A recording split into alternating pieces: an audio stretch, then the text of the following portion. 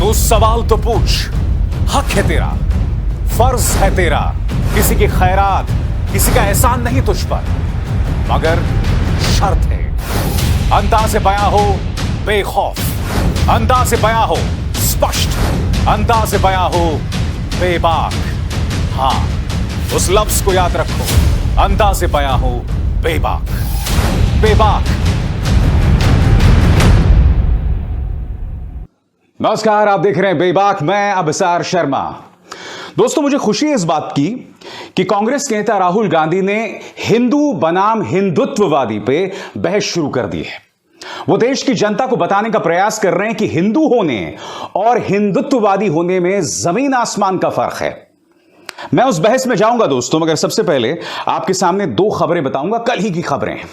आपके सामने एनडीटीवी खबर, ये देखिए, हिंदुत्व एक्टिविस्ट इन्होंने ईसाइयों की किताबों को जला दिया। एक खबर ये। अब एनडीटीवी की एक और खबर देखिए। एक आदमी हाथ में चाकू लेकर कर्नाटक के एक गिरजाघर में घुसता है और पादरी के पीछे दौड़ता है। ये दोनों हिंदुत्ववादी हैं।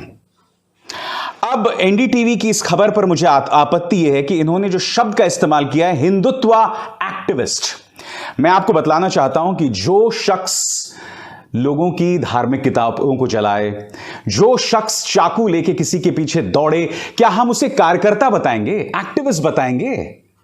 ये तो चरमपंथी हैं, एक्सट्रीमिस्ट हैं। आज की तारीख में ये चरमपंथी आतंकवादियों से भी बदतर काम कर रहे हैं, क्योंककि जब आतंकवादी हमला करता है ना दोस्तों, पूरा देश एक हो जाता है आतंकवादी के खिलाफ। मगर ये लोग हमला कर रहे हैं 2.3% आबादी वाले ईसाइयों पर, और ये समाज में भेदभाव पैदा कर रहे हैं, समाज में अराजकता पैदा कर रहे हैं, और सबसे बड़ी बात, दुनिया में देश की बदनामी कर रहे हैं। क्योंकि हम ये ना भूलें कि अमेरिका हो या ब्रिटेन, ये दोनों देश जो भारत के लिए बेतहाशा जरूरी हैं इकोनॉमिकली, आर्थिक तौर पर, ये बुनियादी तौर पर ईसाई देश हैं। और ये लोग देश को बदनाम कर रहे हैं, समाज के अंदर तनाव पैदा कर रहे हैं, जबकि जब एक आतंकवादी हमला करता है, उसके हमले के बाद पूरा देश एक हो जाता है।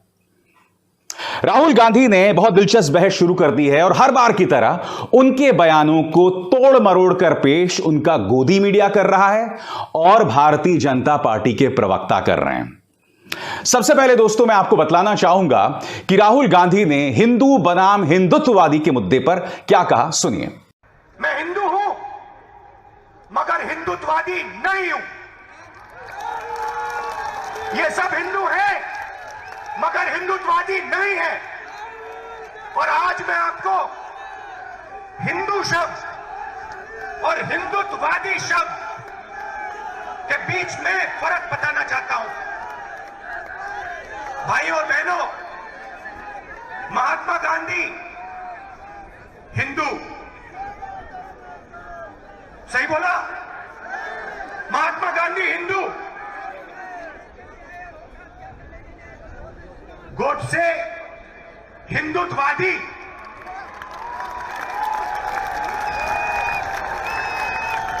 फर्क क्या होता है? फर्क मैं आपको बताता हूं। चाहे कुछ भी हो जाए, हिंदू सत्य को ढूंढता है, मर जाए, कट जाए, पिस जाए, हिंदू सच को ढूंढता है। उसका रास्ता सत्याग्रह। पूरी जिंदगी वो सच को ढूंढने में निकाल देता है। महात्मा गांधी ने ऑटोबायोग्राफी लिखी, माई एक्सपेरिमेंट्स विद ट्रूथ। मतलब पूरी जिंदगी उन्होंने सत्य को समझने के लिए,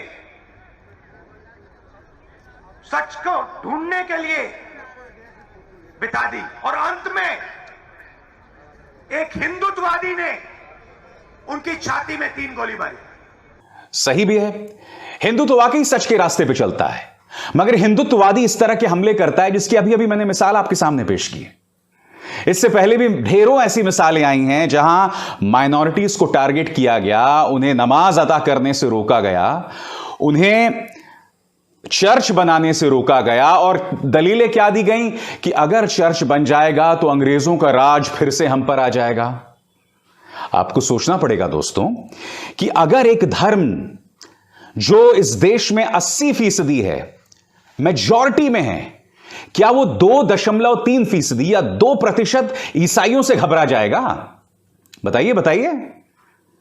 हिंदुत्ववादी वो है दोस्तों जो भारतीय जनता पार्टी की सोच को आगे बढ़ा रहा है, यानी कि वो तमाम संगठन, मसलन बजरंग दल, विश्व हिंदू परिषद, हिंदू महासभा, ये तमाम जो संगठन हैं ये हैं हिंदुत्ववादी संगठन। इसलिए हिंदू और हिंदुत्ववादी में जमीन आसमान का फर्क है।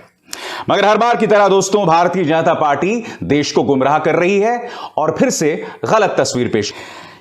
गौरव भाटिया ने यहां शब्द का इस्तेमाल हिंदुत्ववादी नहीं किया जो कि राहुल गांधी ने कहा था।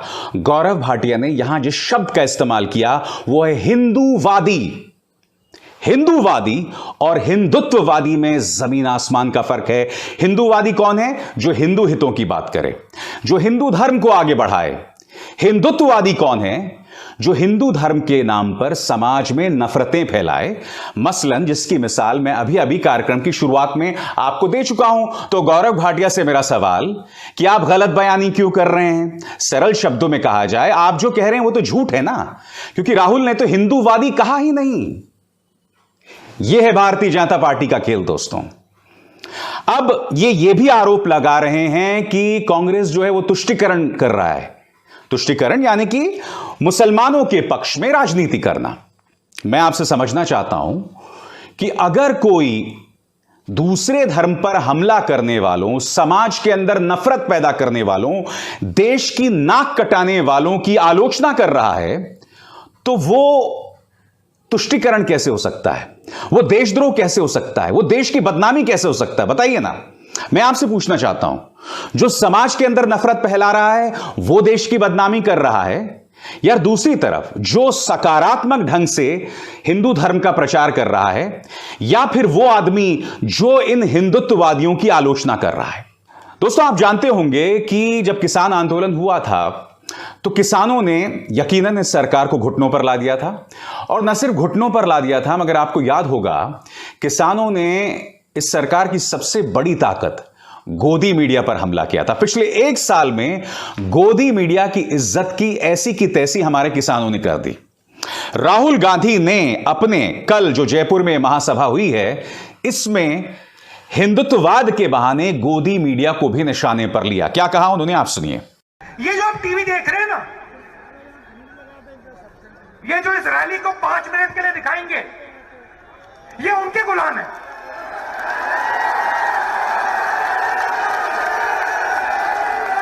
ये उनके गुलाम है।